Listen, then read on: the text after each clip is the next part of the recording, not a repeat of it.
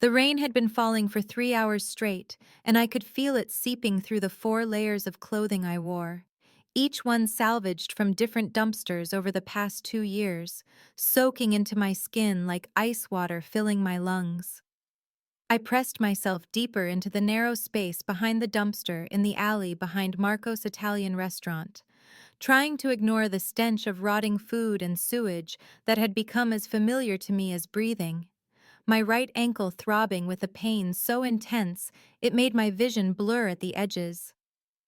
3 days ago, Marcus and his crew had shoved me down the concrete stairs leading to the overpass where I usually slept, fighting over the spot that had a heat vent, and I had felt something snap in my ankle as I tumbled down 12 steps onto the frozen pavement below. Now it was swollen to twice its normal size, purple and black like a rotted eggplant, and I could not put any weight on it without wanting to scream. The distant wail of sirens mixed with the steady drumming of rain on metal dumpster lids, and the neon signs from the street reflected in the puddles around me, turning the water red and blue and sickly green. I was trying to open a protein bar I had found in the restaurant trash earlier, my fingers numb and clumsy from the cold, when I heard the screech of tires on wet asphalt. Black SUVs, 3 of them, came to a stop at the mouth of the alley, with their headlights cutting through the rain like knives. Car doors slammed, and I froze, every survival instinct I had developed over 24 months on the street screaming at me to hide, to disappear, to become invisible the way I had learned to do. But as I tried to press myself flatter against the brick wall, my elbow knocked against an empty beer bottle that had been lying beside me, and the sound of glass scraping against concrete seemed to echo like a gunshot in the narrow space. The men heard it immediately. I watched in horror as 4 figures in expensive suits dragged something between them, something that looked like a person but was covered in so much blood I could not tell if they were alive or dead. And then one of the men turned his head in my direction. They had spotted me. I tried to crawl away, my hands scraping against broken glass and grime, but my ankle gave out completely, and I collapsed forward onto the wet ground with a cry I could not suppress. The men moved toward me with purpose, their shoes splashing through puddles, and I could see guns holstered beneath their jackets, the metal gleaming dull in the ambient light. I put my hands up, palms out, tears mixing with rain on my face, and the words came out broken and desperate and thick with terror. "Don't hurt me. Please. I can't stand up." I could not run, could not fight, could not do anything but wait for whatever they intended to do to me. Another homeless girl who had seen something she should not have seen, worthless and disposable and completely at their mercy in a dark alley where no one would hear me scream. The rear door of the lead vehicle opened, and a strikingly handsome man in his late 20s stepped out into the rain. And even in my terror, I could not help but notice the way he moved with the fluid grace of someone who had never questioned his right to command any space he entered. He was tall, easily over 6 feet, wearing a suit that probably cost more than I had earned in my entire life before I lost everything. The charcoal fabric tailored so perfectly it seemed like a second skin despite the rain now darkening its shoulders. But it was his eyes that made my breath catch in my throat, ice gray like a winter storm, cold and assessing as they swept over the scene before him with the kind of calculation that came from years of making life and death decisions. His dark hair was pushed back from a face that could have belonged to a Roman statue, all sharp angles and strong lines, jaw clean-shaven and tight with controlled authority. The 4 men who had been advancing on me stopped immediately when he appeared, and I realized with a sickening clarity that they had been waiting for his command, that nothing would happen in this alley without his permission. 2 of them had guns drawn and pointed in my direction, and I could see my reflection in the puddle beneath me, a broken thing in layers of filthy clothing, my blonde hair matted and dark with grease and rain, my backpack clutched to my chest like it could protect me from bullets. "Boss," one of the men said, his voice rough and impatient, "what do you want us to do with her?" It was not a question, but a request for execution orders, and I felt my bladder threaten to let go as the gray-eyed man walked closer, his expensive shoes somehow avoiding every puddle, his gaze never leaving my face. He stopped 3 feet away from where I huddled against the dumpster, and I could smell his cologne even over the stench of garbage. Something expensive and clean that reminded me of a life I would never have again. His eyes moved from my face down to my ankle, taking in the grotesque swelling, the unnatural angle, the way I could not possibly put weight on it, and something flickered across his expression too quick for me to identify. "She is injured," he said, his voice a low rumble with the barest hint of an Italian accent wrapping around the words like silk over steel. "She is not a threat."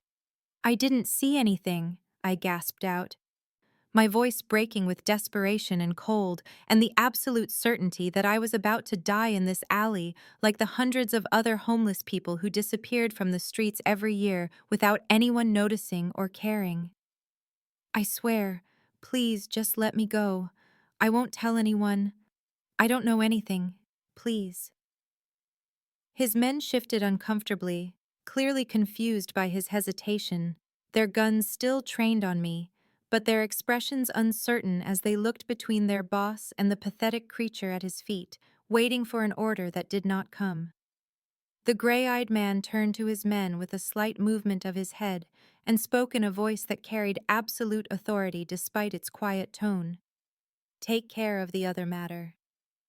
The men hesitated for only a fraction of a second before they moved as one unit back toward the bleeding figure they had dragged into the alley, and I heard the scrape of shoes on wet pavement, the murmur of voices speaking in rapid Italian, the sound of something heavy being lifted. Then the man before me did something I could not have predicted in 1,000 years of trying. He crouched down in front of me, lowering himself to my level with a fluid movement that spoke of athletic grace despite the expensive suit, and I flinched so violently I slammed my shoulder against the dumpster behind me hard enough to bruise.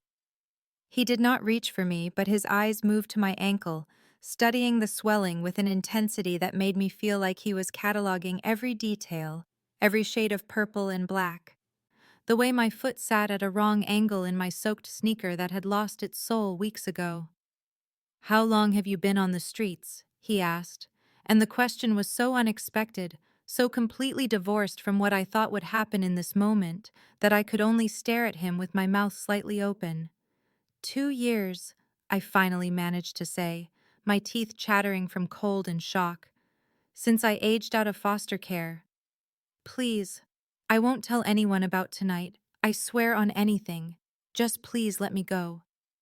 His expression remained unreadable, those ice-gray eyes revealing nothing of whatever thoughts moved behind them, but he gestured toward my ankle with one hand that I noticed was scarred across the knuckles.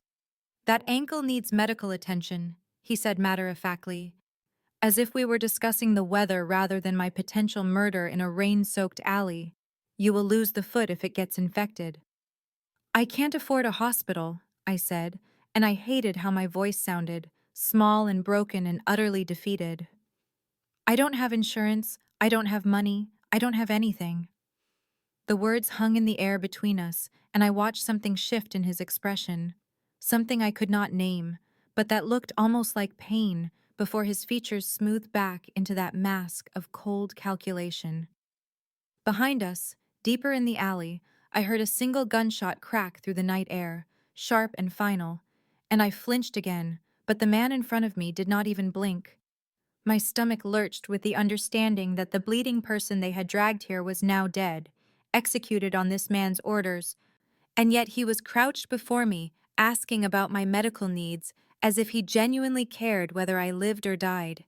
It made no sense, and my exhausted, hypothermic brain could not process the contradiction. The man stood in one fluid motion and turned toward another figure who had been standing back by the vehicles, an older man with silver threading through his dark hair who moved forward at the unspoken command. "Marco," the gray-eyed man said simply, "bring her." Panic exploded through my chest like a fist closing around my heart, and I tried to drag myself away using my hands, my useless ankle screaming in agony as it scraped across the concrete. "No, no, please. I would rather die here than—" but he cut me off before I could finish, his voice still calm and measured, in a way that was somehow more frightening than if he had shouted. "My doctor will see you," he said, ice gray eyes fixed on my face with an intensity that made me feel pinned like a butterfly to a board. "Then, you are free to return to your alley if you choose." The older man, Marco, moved toward me with surprising gentleness, for someone built like a brick wall, and I tried to fight as his hands closed around my upper arms, but I was too weak, too cold, too broken to offer any real resistance. He lifted me as easily as if I weighed nothing at all, cradling me against his chest, while I made pathetic whimpering sounds that I hated myself for making, sounds that revealed just how completely powerless I was in this moment. My backpack fell from my grip, and Marco paused to let me grab it.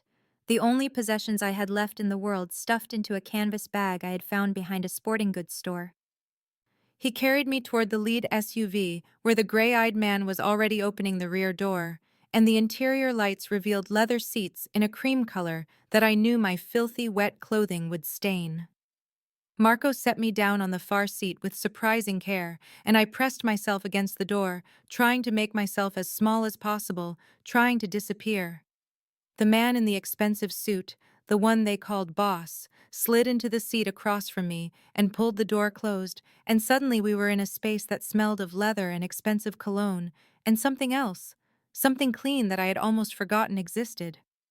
The heat was on, and I could feel warmth beginning to seep into my frozen skin, a sensation so intense it was almost painful. The engine started with a purr so quiet I barely heard it, nothing like the buses I used to ride that rattled and groaned, and we pulled away from the alley, leaving behind the dead man and the rain and the dumpster that had been my shelter. I sat there trembling, my hands clutched around my backpack, water dripping from my clothes onto the pristine leather, unable to look away from the man across from me who watched me with those unreadable gray eyes. I had not been in a car in 8 months, not since I had finally given up trying to get to job interviews, and the smooth motion felt surreal after so long walking everywhere on broken shoes. They had blindfolded me before we reached wherever we were going, a black silk cloth that smelled faintly of lavender, and Marco had apologized in a gruff voice as he tied it gently around my head, saying something about security protocols that I barely processed through my fear. When they finally removed it, I found myself in a room that looked like it belonged in a luxury hotel, all cream walls and soft lighting, and furniture that probably cost more than I would earn in 5 years, if I ever got off the streets. An older man with kind eyes and graying hair at his temples was laying out medical supplies on a table, speaking to the gray-eyed man in rapid Italian while I sat shivering on an examination table covered in paper that crinkled beneath me. The doctor turned to me with a gentle smile and asked permission to examine my ankle, and I nodded because what choice did I have, Mim? Already feeling the humiliation burning through me as he carefully removed my destroyed sneaker and the 3 pairs of socks I wore to protect my feet from the cold. His hands were warm and professional as he probed the swelling, his touch gentle but thorough, and I bit my lip hard enough to taste blood to keep from crying out. "Severely sprained but not broken," he said in accented English, "but it will need proper care and rest." Then he asked if he could perform a general examination, and I wanted to refuse, wanted to maintain some shred of dignity, but the gray-eyed man was watching from where he leaned against the far wall, and something in his expression made me whisper yes. The doctor discovered things I had tried to hide even from myself, the way my ribs showed too clearly through my skin, the dehydration that made my lips crack and bleed, the defensive wounds on my forearms from fighting off Marcus when he tried to take my backpack last month, the old bruises in various stages of healing that marked my body like a map of violence. He spoke to the man by the wall in Italian, words tumbling out in a concerned stream, and though I did not speak the language, I caught certain words that sounded similar enough to English: malnutrition, abuse, trauma. The gray-eyed man's jaw tightened with each word, a muscle jumping beneath his skin, and his hands curled into fists at his sides. The doctor asked me questions in careful English, and I found myself answering. the story spilling out like poison I needed to purge. 2 years and 3 months on the streets, I told him. Aged out of foster care at 21 when the system just stopped. No more checks, no more caseworker visits, nothing. My caseworker forgot to file my housing assistance paperwork, she told me later with a shrug, like it was no big deal, like it had not destroyed my entire life. I had a job at a fast food restaurant, but I lost it when I could not afford the bus fare to get there anymore. And once you miss 3 shifts, they do not care about your excuses. After the doctor finished wrapping my ankle in clean white bandages that felt like clouds compared to the dirty rags I had been using, the gray-eyed man led me down a hallway that seemed to stretch forever. Walls lined with artwork that looked like it belonged in museums, my footsteps uneven as I leaned heavily on the wooden cane the doctor had provided.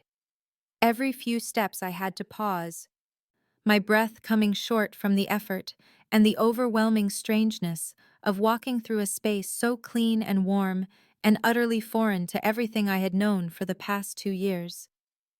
He slowed his pace to match mine without comment, his presence beside me both reassuring and terrifying in equal measure, and I could not stop stealing glances at his profile, the strong line of his jaw, the way his dark hair fell perfectly despite the rain we had come through. We stopped before a door, and he opened it to reveal a bedroom that was larger than any apartment I had ever lived in, even before the streets, with a massive bed covered in what looked like silk sheets in deep burgundy, floor-to-ceiling windows that showed manicured grounds lit by subtle landscape lighting, furniture that gleamed with polish and care.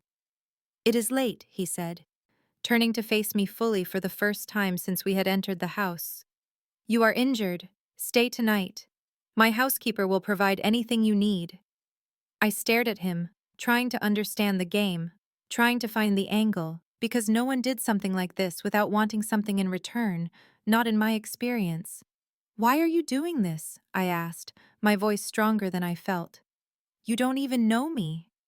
He paused at the doorway, one hand resting on the frame, and those ice-gray eyes met mine directly for a long moment that seemed to stretch and compress time simultaneously.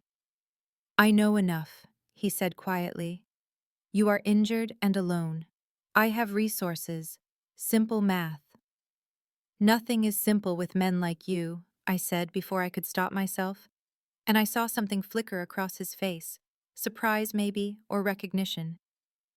The words hung between us in the space of that doorway, and for just a moment, I saw past the cold calculation in his expression to something deeper, something that looked almost like loneliness, a mirror of what I carried inside myself every single day.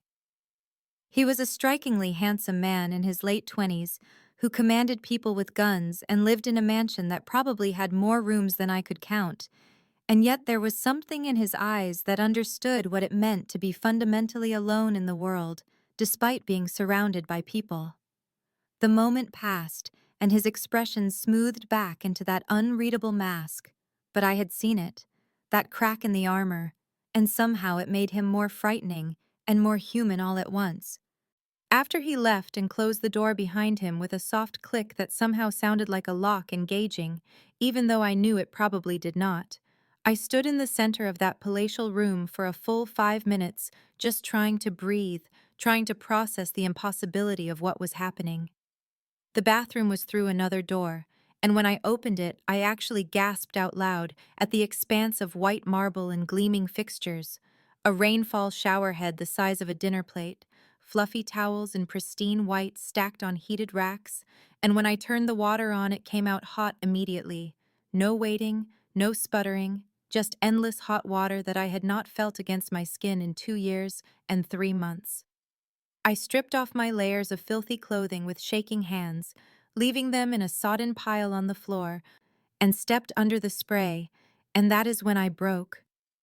I slid down the marble wall and sat on the shower floor with water cascading over me, washing away 2 years of accumulated grime and shame and survival, and I sobbed until my ribs ached and my throat burned raw, crying for everything I had lost and everything I had become, and the sheer overwhelming impossibility of hot water and safety, even if it was temporary, and possibly dangerous. When I finally emerged, skin pink and clean for the first time in forever, I found clothes laid out on the bed, designer labels I recognized from the days when I used to window shop, and they were exactly my size, which should have been comforting, but instead sent a chill down my spine because how did he know? How long had he been watching? What did he want? I pulled on the soft cotton underwear and the jeans that fit perfectly, and the cashmere sweater that felt like wearing a cloud, and then I saw the food on a tray by the window. Still warm, real food, not garbage, a sandwich with actual meat and fresh bread, and a salad with vegetables that were crisp and colorful, and a bowl of soup that smelled like heaven. I ate standing up, too paranoid to sit, too hungry to stop, shoveling food into my mouth with my hands because I could not remember the last time I had eaten something that had not come from a dumpster. But even with my stomach finally full and my body finally clean and wrapped in clothes that did not smell like desperation, I could not sleep. I lay on top of the silk sheets because I was too afraid to mess them up, staring at the ceiling, waiting for the door to open, waiting for him or his men to come and demand payment for this kindness, waiting for the abuse that always came eventually because nothing was free, and kindness always had a price. Morning came too quickly, and with it a soft knock on the door followed by a woman's voice telling me breakfast was ready in the conservatory, and I limped down the hallway following her directions, still wearing the clothes from last night because they were all I had. My hair wet from another shower, I could not resist taking just to prove the hot water was real. The conservatory was a room made almost entirely of glass, sunlight streaming through in golden shafts that hurt my eyes after so long living in shadows, and he was already there sitting at a small table set for two, wearing different clothes now. Dark jeans and a black sweater that somehow made him look even more dangerous than the suit had. He gestured for me to sit, and I did, moving carefully because my ankles still throbbed despite the medication the doctor had given me. And a woman brought food that made my eyes water, eggs and bacon and fresh fruit and pastries that smelled like butter and heaven. "Your name," he said as I reached for a croissant with shaking hands, and I realized we had spent an entire night under his roof without him even knowing what to call me. "Lily," I said. "Lily Carter." He repeated it like he was testing the weight of it in his mouth, then asked me to tell him my story, and maybe it was the food or the exhaustion or the fact that I had nothing left to lose, but I told him everything. 2 years and 3 months on the streets because I aged out of foster care at 21, and my caseworker forgot to file the paperwork that would have gotten me housing assistance, and when I showed up at shelters, they were always full, waiting lists that stretched months, and some of them were worse than the streets anyway, full of predators who saw vulnerable young women as easy targets. He asked what I had been doing before, and I felt the old shame rise up hot in my throat. "I was studying to be a physical therapist," I said quietly.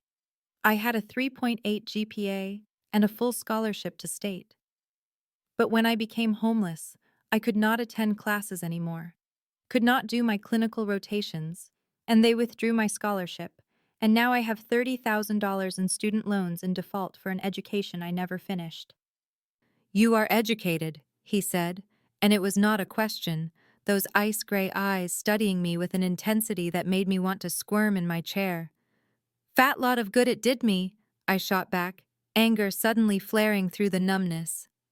"Intelligence is never wasted," he said, his voice carrying absolute conviction. "Only circumstances change." After breakfast, he leaned back in his chair and studied me for a long moment before speaking, his fingers steepled beneath his chin in a gesture that seemed both contemplative and calculating. "Stay here," he said simply. "Work for me. I need someone with your particular perspective." I set down my coffee cup carefully, suspicion flooding through me like ice water because here it was, the cost I had been waiting for all night. "Work doing what?" I asked, meeting his gaze directly. "I am not stupid. I know what kind of man you are." A slight smile touched his lips, the first hint of real expression I had seen on his face, and it transformed him from coldly handsome to devastating in a way that made my breath catch despite my fear. "I need a consultant," he said. "Someone who knows the streets, the shelters, the systems. I am expanding certain charitable operations and I find myself lacking perspective from those who actually use these services. You would be compensated, room, board, and a salary." "Why?" I demanded, leaning forward despite the pain in my ankle. "This does not make sense. You do not know me. You found me in an alley. Why would you trust me with anything, let alone whatever business you are running?" "Perhaps I'm tired of being surrounded by people who only tell me what I want to hear," he said, those ice-gray eyes never leaving mine. "You are honest, desperate enough to be fearless. You have nothing to lose, which makes you more valuable than any of my men who worry about their positions, their salaries, their lives." I processed this, my mind working through the angles, trying to find the trap I knew had to be there. "I want it in writing," I said finally. "Whatever this arrangement is, I want a contract that specifies my duties, my compensation, my ability to leave if I choose." His eyebrows rose slightly, surprise or respect, I could not tell which. "You negotiate well for someone who was sleeping behind a dumpster 12 hours ago." "I have been desperate for 2 years," I said flatly. "Desperate is not the same as stupid. I also want to know what I'm getting into. I want honesty about what your business is, what these charitable operations really are, what you will ask me to do. I will not be involved in anything that hurts people." He studied me for another long moment, and I forced myself to hold his gaze, to not look away, to show him I meant every word, even though my heart was hammering so hard I could feel it in my throat. "Very well," he said. "I will have Marco draw up a contract. As for what I do, I think you already know. I run an organization that operates outside the law. But I have rules: no drugs, no human trafficking, no targeting civilians. And recently I have decided to expand legitimate operations, including homeless services. You would help me understand how to do that effectively." 3 days later, I had a room that I was allowed to call mine, a closet full of clothes that actually fit and did not smell like garbage, a phone with my own number that I still stared at sometimes like it might disappear, and a weekly stipend deposited into a new bank account that was more money than I had seen in 2 years. I spent my mornings working with Dante in his private library, a room with floor-to-ceiling windows that overlooked the grounds and leather furniture that smelled of old books and expensive tobacco, and walls covered in maps of the city with shelter locations marked in red pins. He wanted me to identify which shelters were actually useful versus which ones were just warehouses for human misery, which directors could be trusted versus which ones skimmed donations, which neighborhoods needed services most desperately.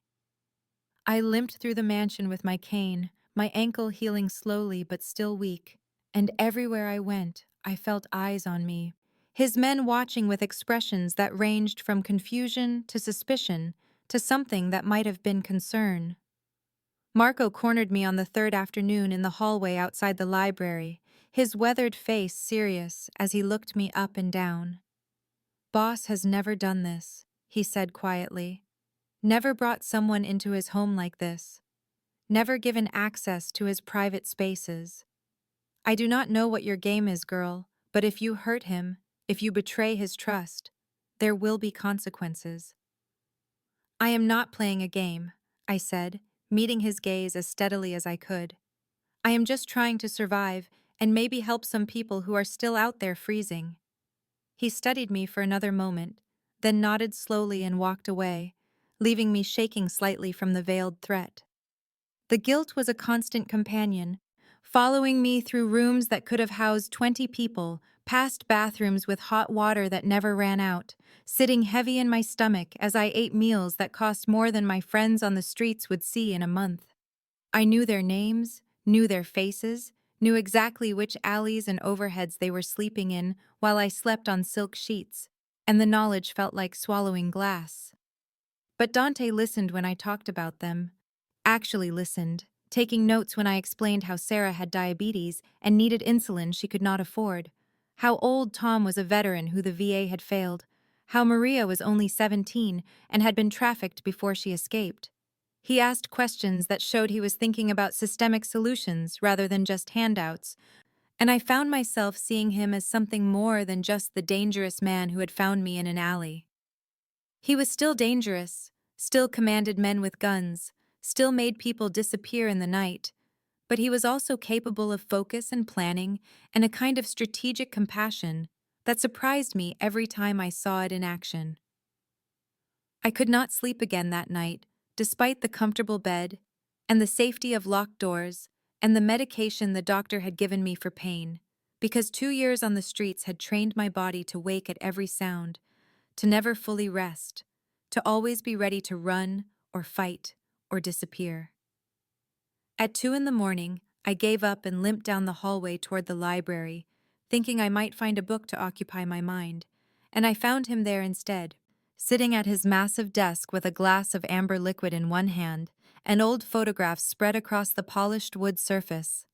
He looked up when I entered, those ice-gray eyes reflecting the dim light from the desk lamp, and he did not seem surprised to see me, just gestured toward the chair across from him with his glass in a silent invitation. I moved closer, curiosity overcoming caution, and saw that the photographs were old, faded at the edges, showing a beautiful woman with dark hair and sad eyes standing beside a young boy who had his same sharp features, his same intense gaze, even at what looked like 7 or 8 years old. "My mother and me," he said quietly, taking a sip of his whiskey. "She was homeless when my father found her." The words hung in the air between us, and I sank into the chair across from him, suddenly understanding so much more than I had before. 19 years old, he continued, his voice taking on a distant quality, like he was reciting facts about strangers rather than the people who had shaped his entire existence. Living in a shelter downtown. My father saw her there when he was collecting protection money from the owner. He said she looked at him without fear, called him out for taking money from people who were already desperate. She had fire, he said, intelligence. She refused to be invisible just because the world wanted her to disappear.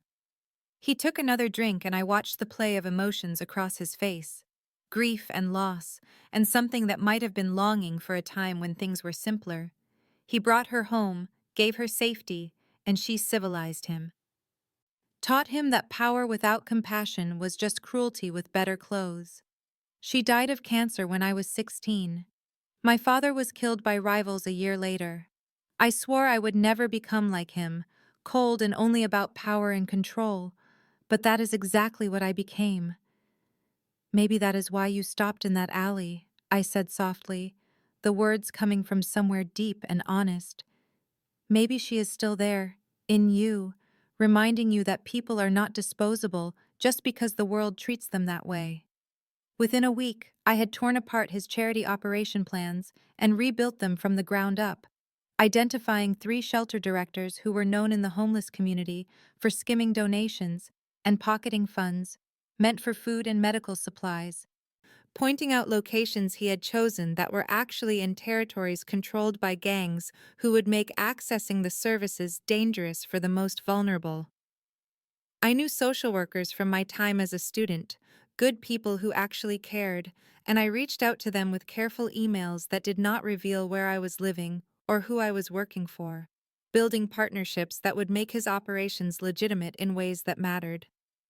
Dante listened to everything I said with that intense focus I was learning was his default mode, taking notes, asking questions that showed he understood not just the surface problems, but the systemic issues underneath.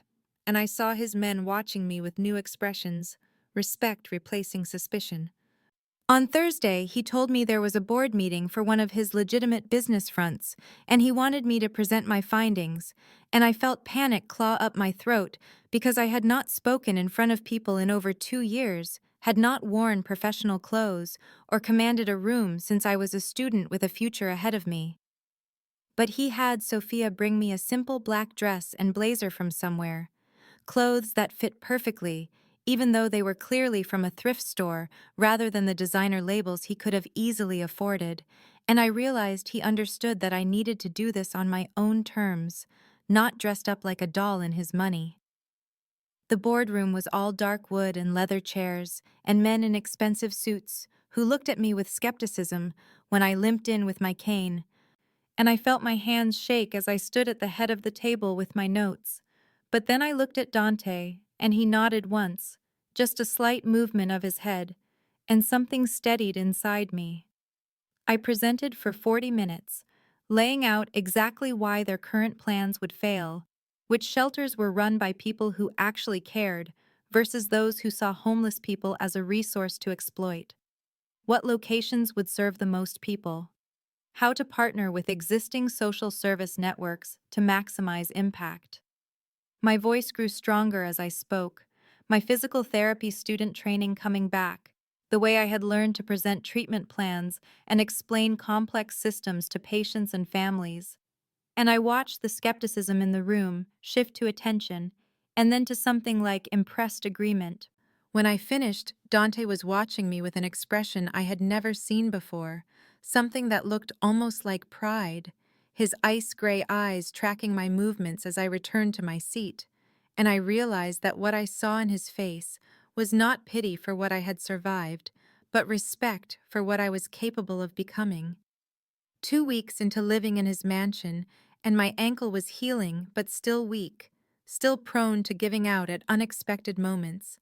And I was descending the grand marble staircase in the late afternoon when my foot simply stopped supporting my weight, and I pitched forward with a gasp of surprise and fear. His hands caught me before I could fall, strong and sure around my waist, pulling me back against his chest with a movement so fast I barely processed it until I was already safe, already wrapped in his arms with my own hands pressed flat against the solid warmth of his chest, through the thin fabric of his black shirt. I could feel his heartbeat under my palms, steady and strong, could smell that expensive cologne mixed with something uniquely him, could feel the heat of his body seeping through my clothes where we were pressed together on the staircase. "I have got you," he said softly, his voice different than I had ever heard it before, rough and low and intimate in a way that made my breath catch in my throat. The late afternoon sun was streaming through the stained glass window on the landing above us, casting colored light across the white marble in patterns of red and blue and gold, turning the moment into something that felt suspended outside of normal time, like we were figures in a painting or a dream. His hands on my waist were large and warm, and I could feel each individual finger through the thin sweater I wore, burning like brands against my skin, and my own hands were splayed across his chest, feeling the rise and fall of his breathing, the solid muscle beneath, the reality of him as a man rather than just a dangerous figure who had saved me from an alley. I looked up and found him already looking down at me, those ice-gray eyes closer than they had ever been. And I saw things in them I had not allowed myself to see before, heat and want, and something almost like vulnerability. The air between us felt charged like the moment before lightning strikes, and I knew with absolute certainty that if I did not move, if I stayed in his arms for one more second, something would happen that I was not ready for, something that would change whatever fragile understanding we had built over the past 2 weeks.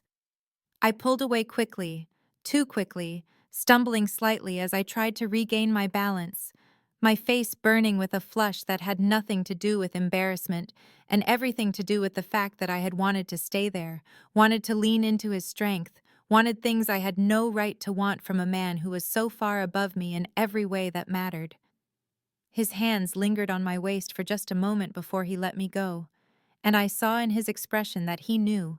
He understood exactly what had just passed between us, the acknowledgement of attraction that could not be taken back now that it had been felt. I was in the library going over shelter budgets when Marco burst through the door without knocking, his face grim and tight with urgency, and he handed Dante a manila folder that I watched him open with controlled movements that somehow conveyed more alarm than if he had ripped it apart. His expression went completely cold as he looked at whatever was inside, those ice-gray eyes turning to chips of frozen stone, and he said something in rapid Italian to Marco that made the older man's jaw clench before he nodded and left the room at almost a run. What is it? I asked, setting down my pen, unease crawling up my spine at the sudden shift in atmosphere. Dante turned the folder toward me and I saw photographs, surveillance photos, of myself leaving the mansion 3 days ago when Sophia had taken me to buy new shoes, my face clearly visible, my limp obvious, the mansion gate in the background. Viktor Kozlov knows about you, Dante said, his voice flat and hard in a way I had not heard since that first night in the alley. He is Russian Bratva, a rival organization, and he sees you as leverage against me. These were taken by his people. As of now, you cannot leave the grounds. I stood up so fast my chair scraped against the floor, anger and fear warring in my chest. I am not a prisoner, I said, my voice rising despite my attempt to stay calm. You cannot just lock me up because some rival knows I exist. You are a target, he said, moving around the desk toward me with that predatory grace that I had learned meant he was at his most dangerous. There is a difference. This is exactly what I was afraid of, I shot back, backing away from him even though part of me knew it was futile. The cost of your help, the price I knew would come eventually. You saved me from the streets just to trap me in a mansion.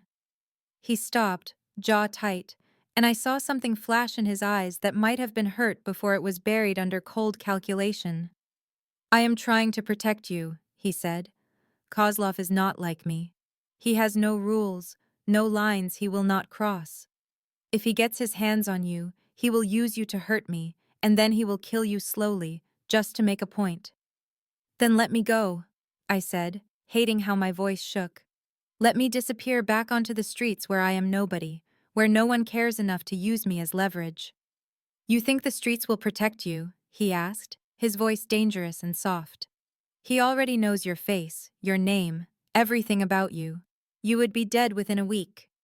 So what? I demanded, tears burning behind my eyes. I am supposed to just accept that I went from one kind of prison to another, from sleeping behind dumpsters to sleeping in a golden cage.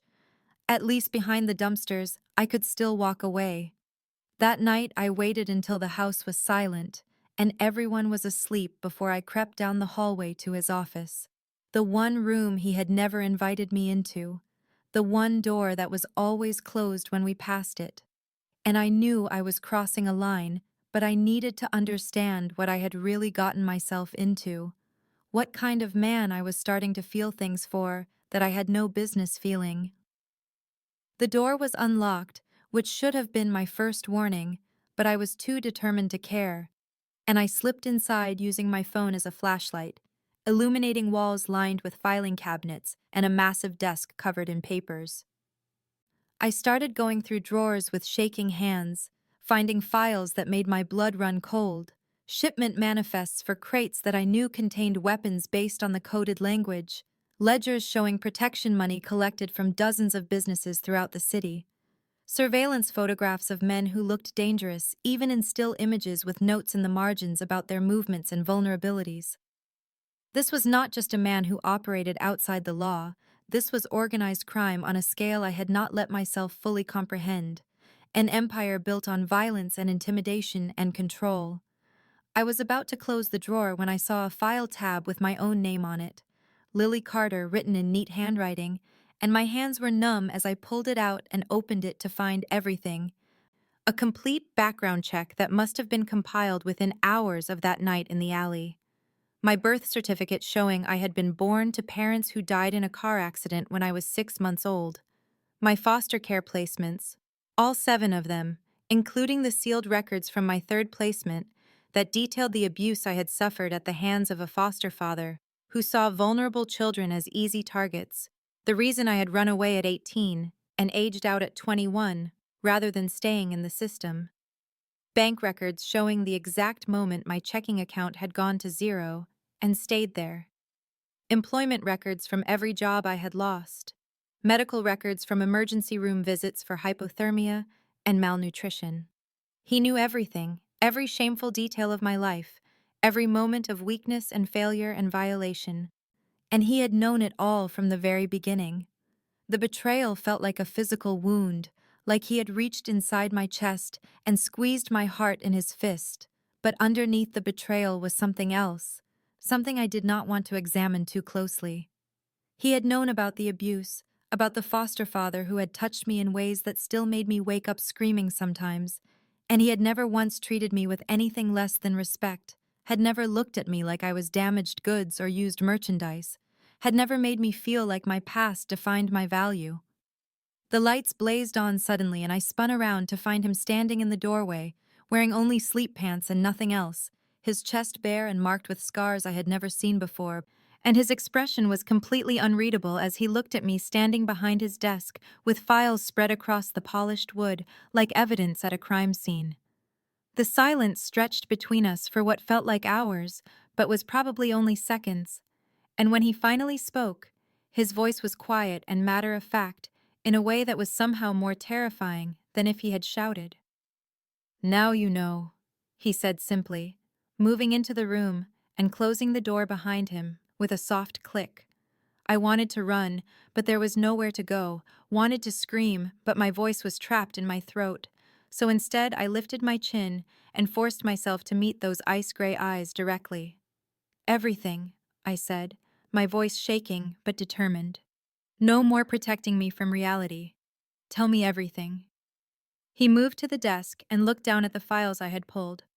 His jaw tight, but his expression resigned rather than angry. "I run the East Coast operation," he said.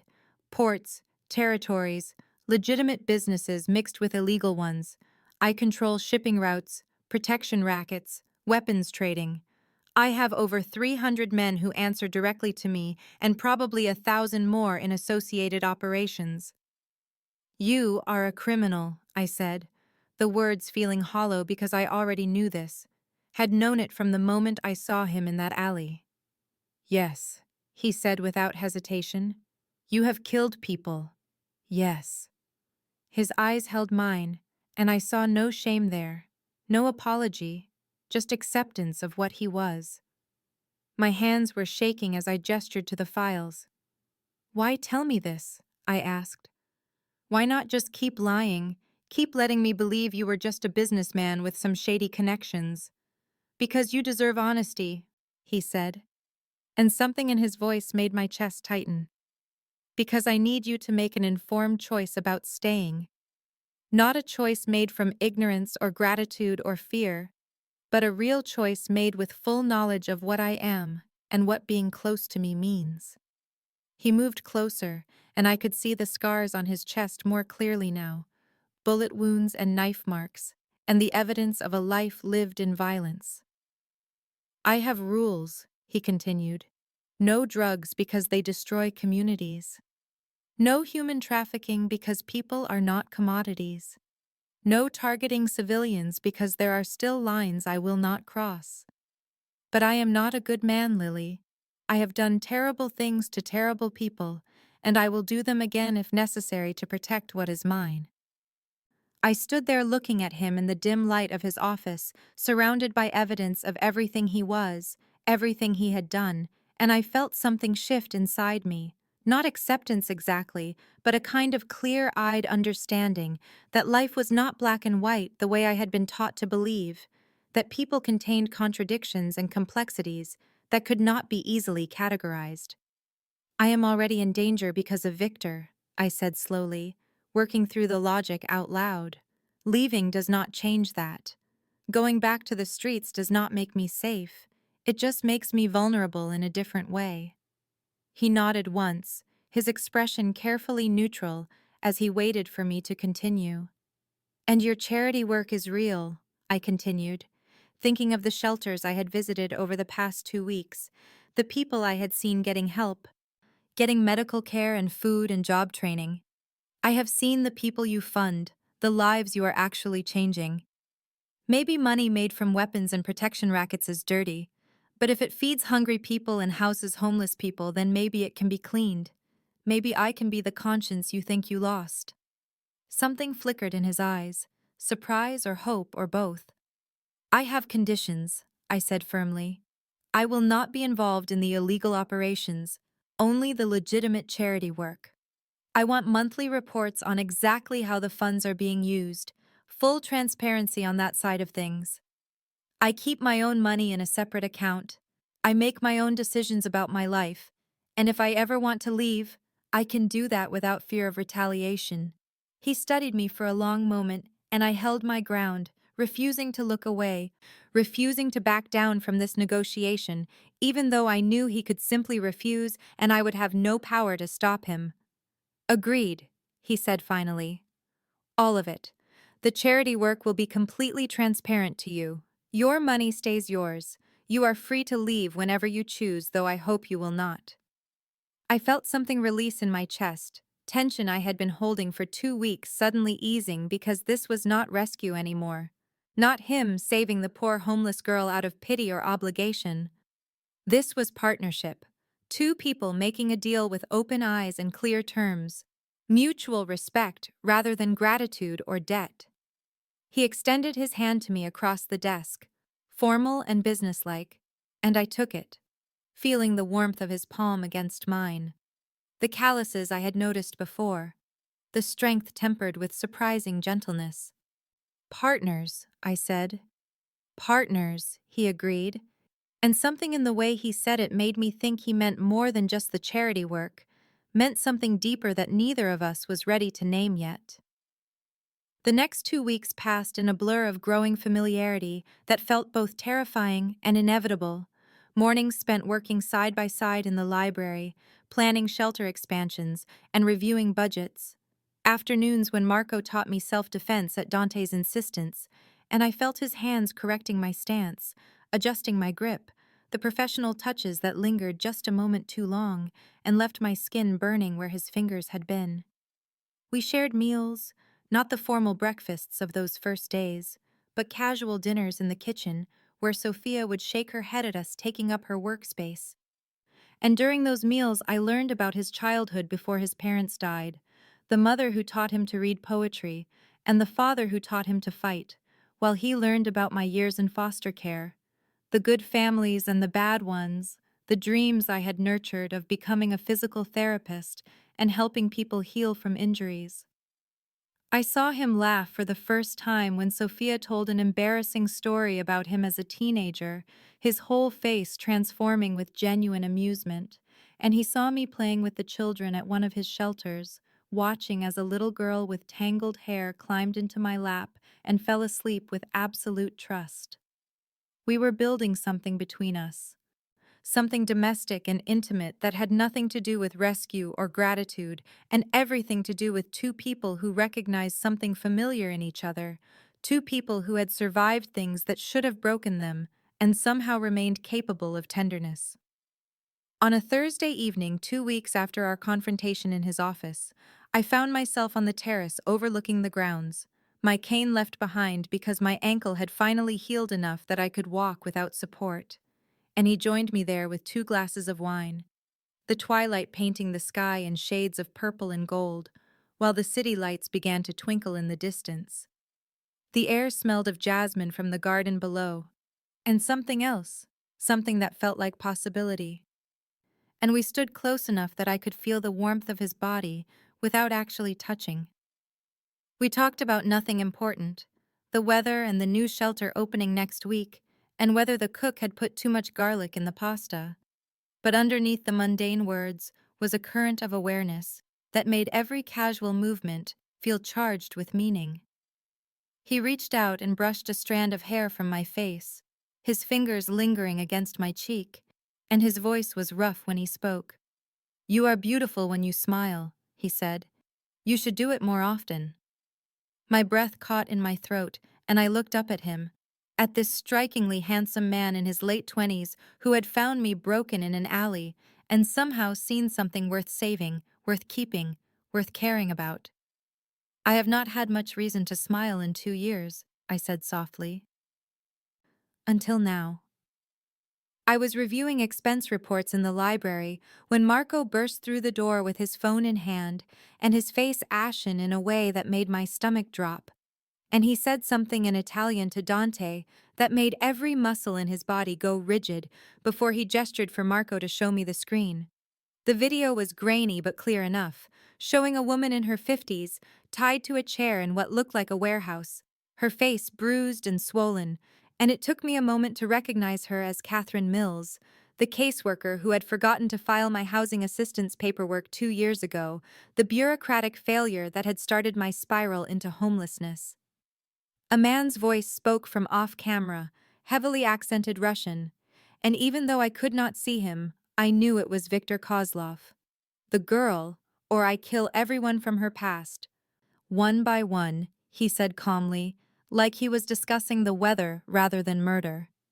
I have names: children from her group home, teachers from her school, social workers who tried to help. Everyone she ever cared about will die slowly unless you deliver her to me within 48 hours. The video ended, and I stood there frozen, my hands numb and my mind trying to process what I had just seen, the casual cruelty of threatening innocent people who had nothing to do with whatever war existed between Dante and Victor. "This is my fault," I said, my voice coming out thin and high. "Let me go to him. Trade me for them. It is the only way to keep them safe." Dante's response was immediate and absolute, his voice dropping to a dangerous growl that I had never heard before. "Never. I will burn his empire to the ground before I let him touch you." "But those people," I started, tears burning behind my eyes. "Catherine and the kids from the group home, and they are innocent. They do not deserve this."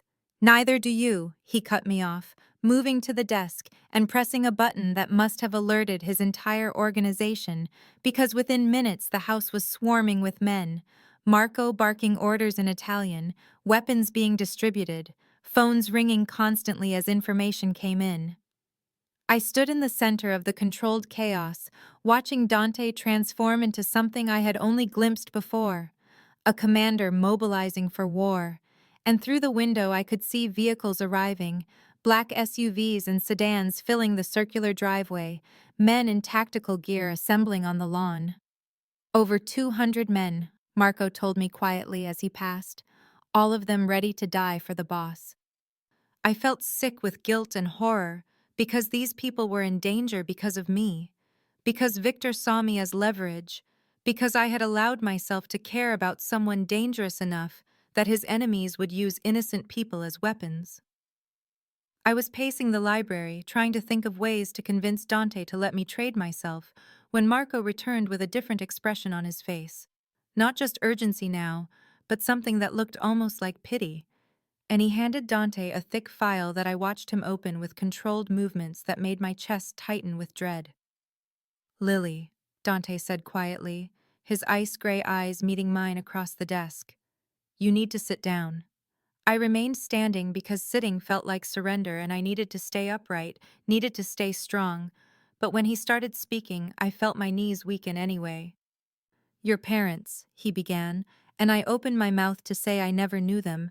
"They died when I was a baby," but he held up his hand. "They did not abandon you. They were killed. Your father was an accountant who worked for Victor's father's organization 24 years ago. He discovered they were not just running protection and gambling, they were trafficking women and children. He went to the FBI, agreed to testify, and 3 days before he was supposed to enter witness protection, your family's car went off a bridge. The report said mechanical failure, but we both know what it really was." I could not breathe, could not process what he was saying, my entire understanding of my origin story crumbling like sand. "I was 6 months old," I whispered. "Found in the car seat, the only survivor." "Marco found more," Dante continued, his voice gentle but relentless. "Victor has known who you are your entire life. He has been watching you, keeping tabs, and when you aged out of foster care, he saw an opportunity. Your caseworker for getting your paperwork was not an accident. She was bribed $5,000 to make sure you fell through the cracks. The job you lost because you could not afford bus fare, Victor owned that company through a shell corporation. He instructed them to fire you. Every bit of bad luck you have had for the past 2 years, every door that closed, every opportunity that disappeared, it was him orchestrating your suffering to keep you desperate and vulnerable." I felt something break inside me, not cleanly, but in jagged pieces that tore at everything I thought I knew about my life, about cause and effect, about random chance and bad luck. He killed my parents, I said, my voice hollow. He has been torturing me for 2 years, keeping me on the streets, making sure I stayed broken. Why? Because your father tried to do the right thing, Dante said. Because Victor learned from his father that you destroy your enemies completely. You do not just kill them, you make sure their legacy dies too. He wanted you to suffer the way his father suffered when the FBI investigation destroyed parts of their operation. This is revenge that has been playing out across your entire life. The rage that flooded through me was clean and cold and sharp as a blade, burning away the guilt and the fear and leaving behind something I had not felt in 2 years, purpose. And I turned to Dante with my hands clenched into fists and my voice absolutely steady. I am going to be part of whatever plan you make against Victor, I said. He started to shake his head, but I cut him off before he could speak. No, you do not get to protect me from this. He took everything from me. My parents, who I never got to know because he murdered them when I was 6 months old. My childhood that I spent being shuffled through 7 foster homes, including one where I was abused because the system was too broken to notice. My education, my scholarship, my future as a physical therapist. All of it gone because he deliberately sabotaged my life to keep me suffering. My dignity, sleeping behind dumpsters and eating garbage, and being invisible to everyone who walked past me like I was already dead. I was homeless because of him. I have been a victim my entire life because of choices he made before I could even speak. You do not get to keep me safe on the sidelines while you handle this. I am done being protected. He moved toward me and I saw something in his expression, concern mixed with respect, but he still tried. It is too dangerous, he said. Victor will target you specifically. You have no training, no experience with this kind of violence. I grew up on the streets for 2 years, I shot back. I know how to hide, how to move without being seen, how to read people and situations for danger. I know Victor's operations better than you think because I lived in his territory, slept in alleys behind his fronts, begged for change outside his businesses. I know which of his men are cruel and which ones might hesitate. I know the rhythms of his neighborhoods, when people come and go, where the cameras are, where the blind spots exist. And you taught me self-defense. Your men taught me to shoot. Marco has been training me for 2 weeks and you know I am good. I see it in your face when you watch. I am not the helpless girl in the alley anymore begging not to be hurt because she could not stand up. I am standing now and I am choosing to fight. Something shifted in his expression as he looked at me, really looked at me, and I saw the moment when he stopped seeing someone to protect and started seeing a partner, an equal, someone capable of standing beside him in battle rather than behind him in safety. You are right, he said finally. You have earned this. But we do it together, as partners, and you follow my lead when it comes to strategy, because I have been fighting this war my entire life. The war room in the basement was a space I had never seen before. All concrete walls and maps pinned up showing Victor's territories in red and Dante's in blue, and when I walked in with Dante beside me, every one of his men stopped talking and turned to look at me. Not with the skepticism I had seen in those first weeks, but with something that looked almost like respect. Marco spread aerial photographs across the metal table in the center of the room, and I leaned over them, studying the layout of St. Augustine's shelter on 5th Street, the place where I had slept for 3 months before they kicked me out for fighting with another resident who tried to steal my shoes, and the bitter irony of using it as the meeting point with Victor was not lost on me. Here, I said, pointing to the back entrance that most people did not know about. There is a loading dock where they receive food donations. Victor's men will expect surveillance on the front, but they might miss this. Dante nodded, and Marco made notes, while the other men in the room, dangerous men with scars and cold eyes and weapons holstered under their jackets, listened to me explain the shelter's layout like I was one of them, like my knowledge mattered as much as theirs. We planned it in layers. Me wearing a wire so small I would barely feel it, a tracking device sewn into my clothes, a gun in an ankle holster that Marco showed me how to draw quickly, despite my still healing ankle. I would meet Victor in the shelter cafeteria with Dante's forces surrounding every exit, snipers on the rooftops of neighboring buildings, cars blocking the streets in a perimeter that would close like a trap once Victor was inside. The FBI was involved too, Dante explained, because he had made a deal trading Victor and his human trafficking evidence for immunity on some of his own lesser charges, a calculated sacrifice to destroy an enemy who had murdered my parents and orchestrated my suffering for 2 years. I stood there among men who killed for a living, weapons laid out on the table beside maps marked with potential body counts, and I felt something settle inside me. Not peace exactly, but a sense of rightness, like I had finally found the place where I was supposed to be standing. Marco pulled Dante aside while the others continued planning entry points, and I heard their conversation in low voices. Marco saying something about love, and Dante going still. "You love her," Marco said, and it was not a question. Dante was quiet for a moment before answering. "Is it that obvious?" "You are sending 200 men to protect one woman," Marco replied. "Yes, it is obvious." I walked into St. Augustine's shelter cafeteria at exactly 3 in the afternoon, like we had arranged, the familiar smell of industrial cleaner and desperation hitting me with the force of memory. And Viktor Kozlov was already there waiting at one of the long tables where I used to eat donated soup and stale bread. A man in his 50s with silver hair and cold eyes that looked at me like I was something he had been waiting to crush for a very long time. "Your father died begging," he said casually as I approached, his accent thick and his smile cruel. "Your mother, too. She screamed for you before the end, begged me to spare her baby. And I made sure you suffered every day since, kept you broken and desperate and worthless, exactly what you deserved for being his daughter." I felt rage crystallize inside me into something cold and sharp and focused. Not the hot anger that makes you stupid, but the ice-cold fury that makes you deadly. And I met his gaze without flinching. "But I survived," I said quietly. "I survived everything you did to me.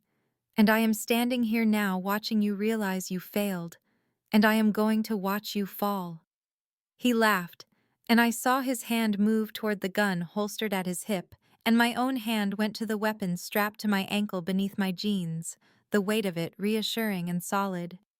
"You think you are strong now because Moretti gave you nice clothes and a warm bed," Victor sneered. "I was going to traffic you 3 years ago, sell you to a brothel in Prague, but you were too broken by then, too damaged, worthless even as merchandise." The words should have hurt, but instead they just made me more certain, more focused, and I watched his face change as he realized I was not the helpless girl he expected, not someone he could break with casual cruelty. Then everything happened at once. His men burst through the doors on both sides of the cafeteria, at least 8 of them with automatic weapons, and Victor smiled like he had won, like this ambush was going to end with me dead and Dante destroyed. But Dante's forces had been waiting for exactly this. Snipers on the roof took out 2 of Victor's men before they made it 3 steps inside, and then the cafeteria exploded into chaos, gunfire echoing off the tile walls, tables overturning as I dove behind one and drew my weapon with movements Marco had drilled into me until they were muscle memory. I returned fire, my hands steady despite the adrenaline flooding my system, and I hit one of Victor's men in the shoulder, watched him go down, felt a savage satisfaction that I was not hiding, not begging, not helpless anymore, but fighting back with every skill Dante and his men had taught me. The gunfire was deafening, and I was reloading behind the overturned table when I felt a hand grab my hair and yank me backward, pain exploding across my scalp as Victor dragged me upright and pressed the cold metal of his gun barrel against my temple hard enough to bruise. "Moretti!" he screamed over the chaos of the firefight that was still raging around us. "Show yourself or she dies right now!" The shooting stopped immediately at his command, and in the sudden terrible silence, I heard footsteps, steady and controlled. And then Dante emerged from behind the serving counter where he had taken cover, his hands raised, his weapon on the ground, his ice-gray eyes locked on mine with an intensity that communicated everything he could not say out loud. "Just like your father," Victor sneered, pressing the gun harder against my head until I saw stars at the edges of my vision. "Weak for a woman. Sentiment will always be your downfall." "My father's mistake was showing mercy," Dante said, his voice cold as death itself. "I will not make the same one." Victor laughed, but I felt his grip shift slightly as he prepared to pull the trigger, and in that microsecond of movement, I did exactly what Dante had taught me during those weeks of training. I drove my elbow back into Victor's ribs with all my strength, twisted my body to the side to move my head out of the line of fire, grabbed his wrist with both hands, and used my body weight to lever his arm down and away while bringing my knee up hard into his groin. He gasped and his grip loosened just enough for me to execute the wrist lock Marco had drilled into me until I could do it in my sleep, twisting his arm at an unnatural angle until I felt bones crack and heard him scream. And then his gun was in my hands, and I was backing away with it trained on his chest while he crouched on the floor, cradling his broken wrist. I had a clean shot, center mass, could end him right now for everything he had done to my parents and to me, and I saw it in his eyes that he knew he was going to die, saw the fear and the rage and the understanding that he had underestimated me completely. But I lowered the gun and looked at him with something that felt almost like pity. "I am not like you," I said quietly. "You have lived your whole life as a victim of your father's choices, letting his cruelty define who you became. I refuse to be a victim of yours." FBI agents in tactical gear swarmed in through the doors that Dante's forces had left clear, moving with practiced efficiency to take Victor into custody, while he screamed threats and curses that meant nothing anymore. Viktor Kozlov was arrested on 17 counts, including conspiracy to commit murder, human trafficking, racketeering, and orchestrating the deaths of my parents 24 years ago. The evidence Dante had provided to the FBI so comprehensive and damning that his lawyers were already talking plea deals to avoid life in prison. Catherine Mills, the caseworker who had been bribed to forget my housing assistance paperwork, was charged with fraud and accepting bribes, and the investigation expanded to reveal a network of corruption in the foster care system that made the news for weeks. Other caseworkers and administrators who had been paid to make vulnerable kids disappear into homelessness where they could be exploited. Dante's deal with the FBI was finalized. He was out of the weapons trade completely and agreeing to transition his remaining operations toward legitimate business within 2 years. And in exchange, he received immunity for a list of minor charges that would have been enough to put him away for a decade. I was free, truly free, for the first time in my entire life, free from Victor's shadow, and free from the streets, and free from the weight of believing my suffering had been random bad luck, rather than orchestrated cruelty. Back at the mansion after the FBI had finished questioning me and the medics had cleared me despite the bruises blooming across my ribs and the cut on my forehead where Victor had hit me with his gun, I found Dante in the library pacing like a caged animal, still wearing the tactical gear from the operation, his face drawn and his eyes wild in a way I had never seen before. He had been pacing since I was cleared by the medics, Marco told me quietly. Had not stopped moving, or sat down or let anyone near him. And when I walked through the door, he froze mid-step and just stared at me like he was seeing a ghost. "I am okay," I said, moving toward him carefully, because he looked like he might shatter if I moved too fast. "We won. Victor is going to prison for the rest of his life." "When he had that gun to your head," Dante said, his voice raw and broken in a way that made my chest ache, I understood something I have been trying to ignore for weeks. I have built an empire, crushed enemies who were more powerful than Victor will ever be, commanded armies of men who would die at my word, accumulated wealth and power that most people cannot even imagine. None of it means anything if you are not in the world. The words hung between us, and I saw in his ice-gray eyes everything he was not saying. This strikingly handsome man in his late 20s, who had saved me from an alley and given me back my life and my purpose, and somehow in the process had become the center of mine. We stood there in his library, where we had first really talked about his mother and my life on the streets, and all the ways we were both shaped by loss, and the late afternoon sun was streaming through the windows, turning everything golden and soft, while he looked at me with an expression I could not quite read. "You are free now," he said quietly. "Truly free. Victor is gone. You have money from the FBI reward for providing testimony. Your record is expunged completely. All those student loans in default have been cleared as part of the settlement. You can go anywhere, do anything. Finish your degree and become the physical therapist you were meant to be. Live your life without violence, without looking over your shoulder, without being connected to me and everything that comes with that." "Is that what you want?" I asked, moving closer to him, watching his face carefully. "For me to leave." "I want you to have the choice I never gave you that first night," he said, and I could hear the effort it took him to say the words, the way his voice caught slightly on the last syllable. "The choice to build a life without violence, without danger, without being tied to a man who will always have enemies who might try to use you against him. You deserve safety and normalcy and all the things I cannot give you."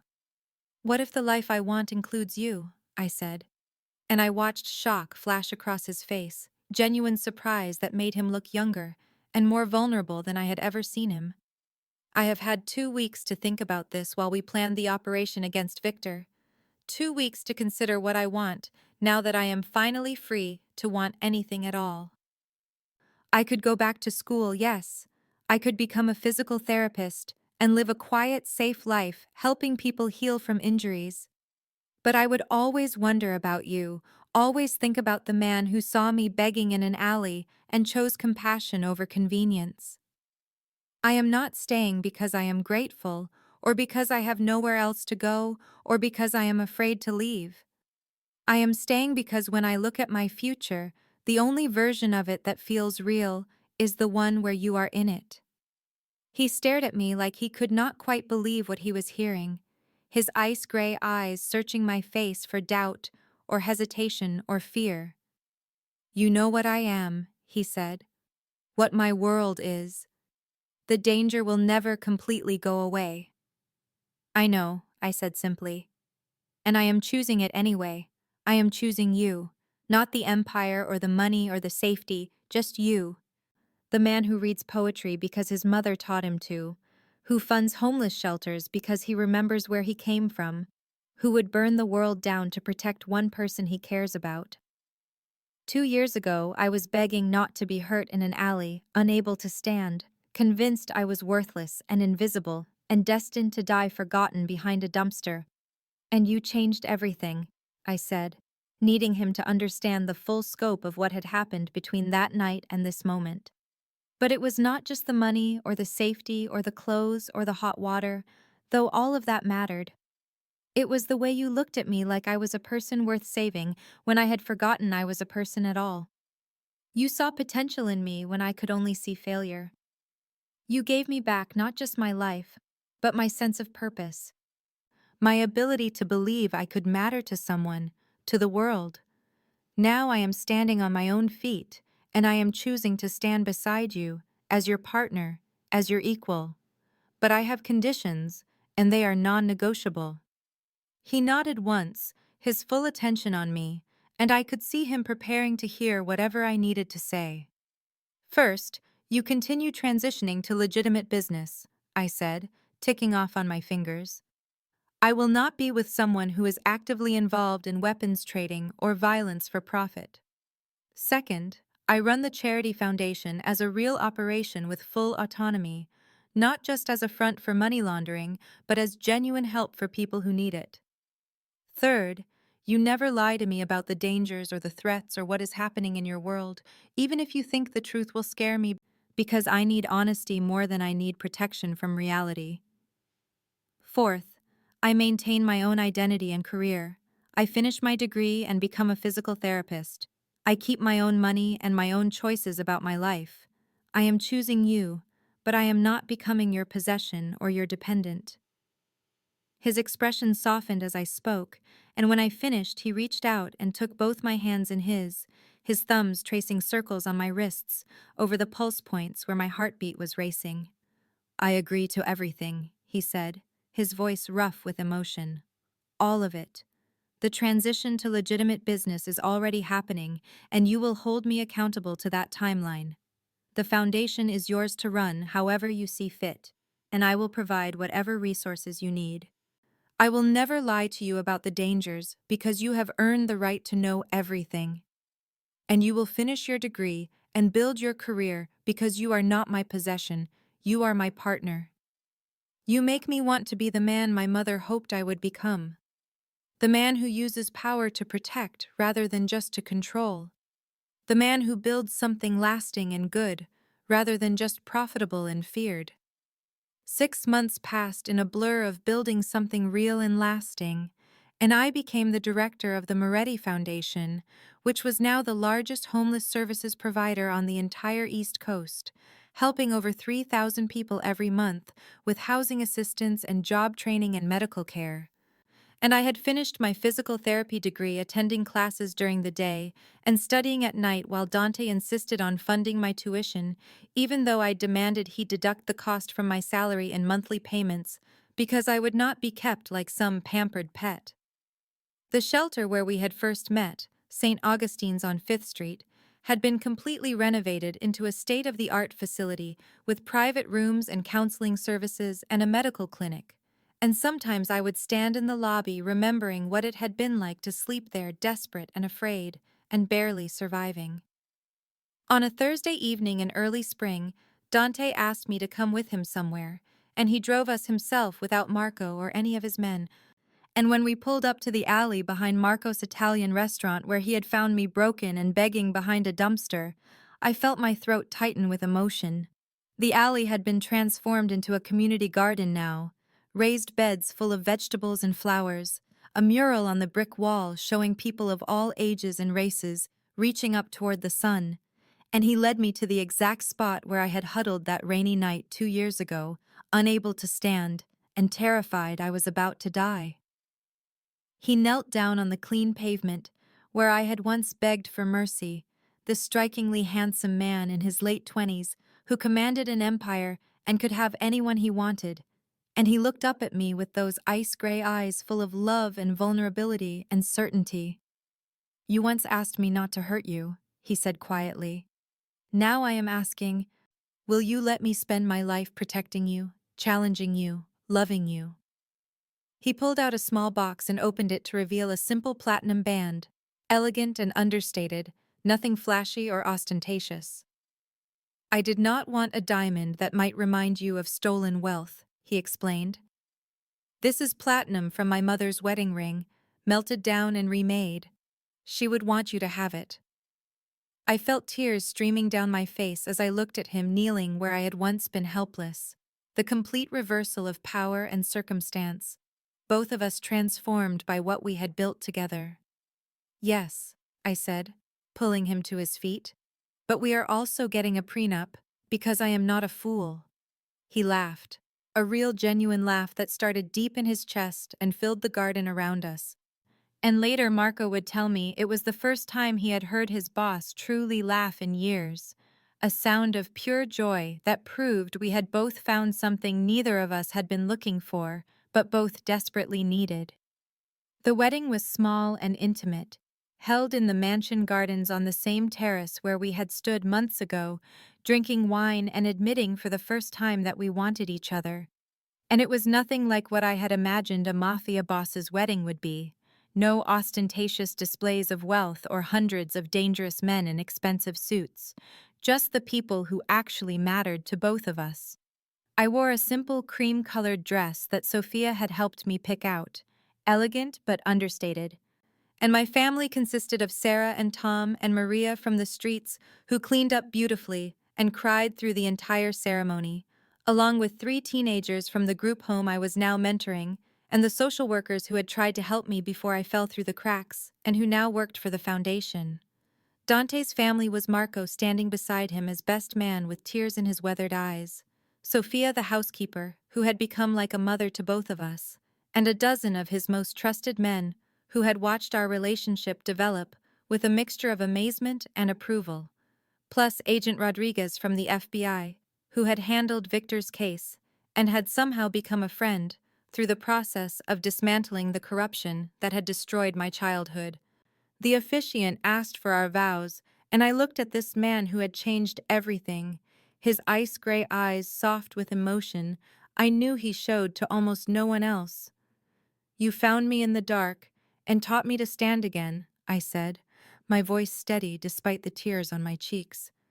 "You saw worth in me when I had forgotten I had any, and you gave me back not just my life, but my ability to dream of a future."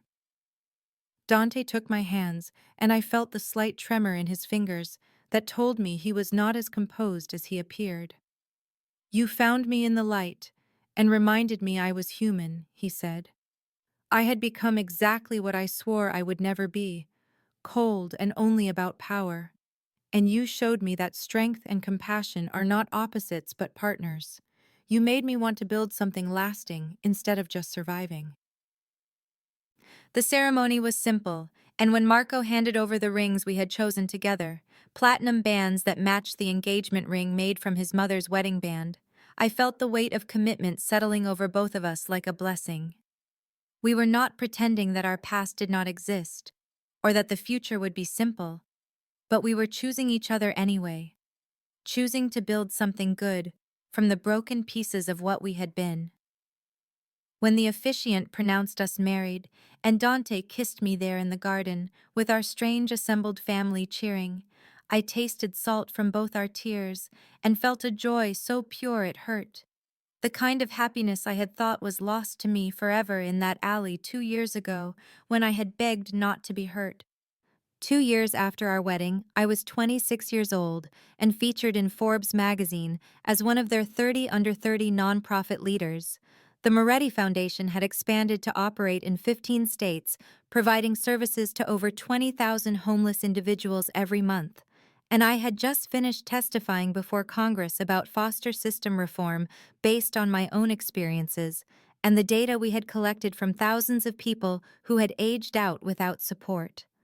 Dante had transitioned completely to legitimate business. His real estate development company now focused exclusively on affordable housing projects that put formerly homeless people into permanent homes they could actually afford. And the weapons trading and protection rackets were distant memories that Marco sometimes mentioned late at night when he had too much whiskey and wanted to reminisce about the old days. I came home to the mansion that was now truly our home, rather than just his, my feet aching from a day of meetings and my mind buzzing with the congressional testimony that I hoped would lead to actual legislative change. And I found him in the library, where we had first really talked about his mother and my life on the streets, sitting at his desk with papers spread out in front of him. I had discovered something that morning.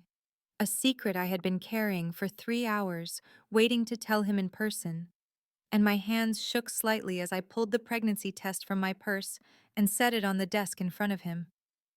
He stared at it for a long moment before looking up at me with those ice-gray eyes now bright with tears, and his voice broke when he spoke. "A child," he said. "Our child will never know hunger or cold or fear or what it feels like to be invisible and worthless. Our child will know compassion," I said, moving around the desk to take his hands in mine. "Because they will have parents who remember what it is like without it, who can teach them that privilege is not about what you have, but what you do with it. That is the real gift we can give them." We stood there together, and then walked out to the terrace where we had first admitted we wanted each other, watching the sun set over the city while the lights began to twinkle below, and I could see the shelters that bore the Moretti Foundation name scattered across the skyline, each one a small light pushing back against the darkness. Sarah had a job now managing one of our facilities. Tom was housed and receiving the medical care he needed. Maria had finished high school and was attending college on a scholarship we had created. Systemic change was happening one person at a time because one man had stopped in an alley and chosen compassion over convenience. She begged him not to hurt her, and instead he taught her to stand, and she taught him to kneel, and together they built something neither could have created alone. A life of purpose from the ashes of pain, because sometimes the person who saves you is the one you end up saving in return. Thank you for experiencing Lily and Dante's journey. And if you enjoyed this story of transformation and second chances, please like and subscribe and share your thoughts in the comments. Have you ever had someone change everything for you? And I will see you in the next story.